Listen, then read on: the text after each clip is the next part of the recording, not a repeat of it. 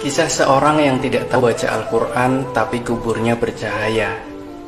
Mungkin kita bisa merenungkan kisah ini yang akan memberikan teladan buat kita. Langsung yuk kita simak ceritanya. Kisah yang diceritakan dalam Tazkirah di Masjid Sultan Zainal Abidin, Kuala Trengganu. Pada kisah tersebut dimulai di mana seorang lelaki melalui sebuah kawasan pekuburan suatu malam. Tiba-tiba ia terpandang suatu cahaya yang terang benderang muncul dari sebuah kubur dan terus menjulang ke langit. Melihat hal tersebut membuatnya kaku dan berpikir berbagai kemungkinan atas kuburan ini, yaitu pasti kubur seorang yang sangat istimewa, seperti seorang wali Allah atau ulama atau orang soleh yang istimewa kedudukannya di sisi Allah. Kemudian kubur tersebut diberikan tanda agar keesokan harinya bisa datang lagi bersama beberapa orang. Ternyata kubur tersebut hanya kubur orang biasa, suami dari si mayat. Karena keingintahuannya tinggi, maka mereka berkunjung ke rumah keluarga si mayat dan menceritakan tentang kejadian semalam. Tapi anehnya, istri si mayat terkejut dan keheranan. Dia sangat mengenal suaminya. Suaminya bukan siapa-siapa. Suaminya seorang petani biasa saja. Suaminya bukan seorang alim, bukan seorang ahli ibadah, bukan orang soleh, apalagi bukan imam, bukan muadzin, bukan guru Al-Quran. Malah suaminya tidak pandai membaca Al-Quran, dan dia tidak pernah mendengar suaminya membaca Al-Quran.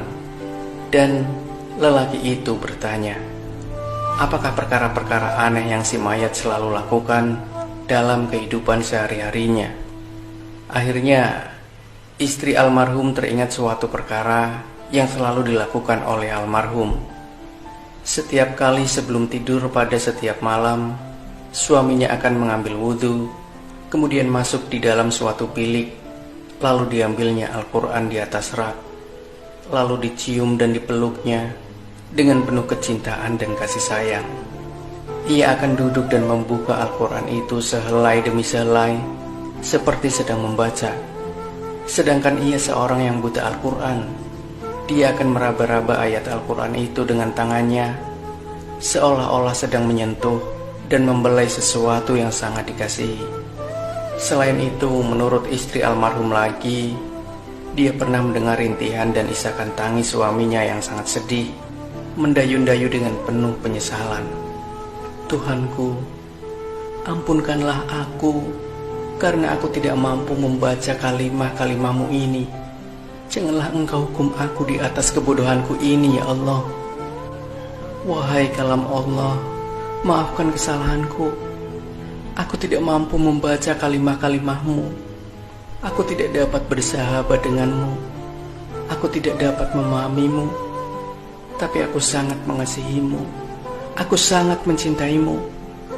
Wahai kalam Allah, janganlah engkau mendakwa aku. Jangan engkau menuduh aku di hadapan Allah di akhirat nanti. Lelaki itu meminta untuk melihat Al-Quran kesayangan suaminya itu. Benar dan sangat mengharukan. Apabila dia melihat naskah yang mulia itu kelihatan lusuh, helaian-helaiannya kelihatan selalu dibuka berkali-kali, dan ada bekas-bekas air mata di kertasnya. Tanda seseorang sering menangis, berjurai air matanya tatkala membuka lembaran yang maha suci ini. Melihat hal seperti ini menunjukkan bahwa lelaki ini sangat mulia pribadinya.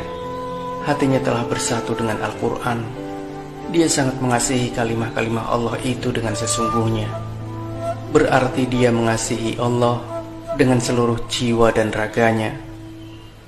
Jadi, marilah kita menghidupkan Al-Quran di dalam masjid kita, di dalam rumah kita, di dalam diri kita, setiap masa, dan ruangkan masa setiap hari untuk membaca dan pahami isi-isinya. Semoga Al-Quran menjadi cahaya hidup kita di dunia dan menjadi pembela di akhirat. Semoga saja kisah ini bisa menginspirasi dan bermanfaat untuk Anda. Jangan lupa berikan opini Anda di kolom komentar, like dan share video ini, subscribe channel Ceritanya Reborn.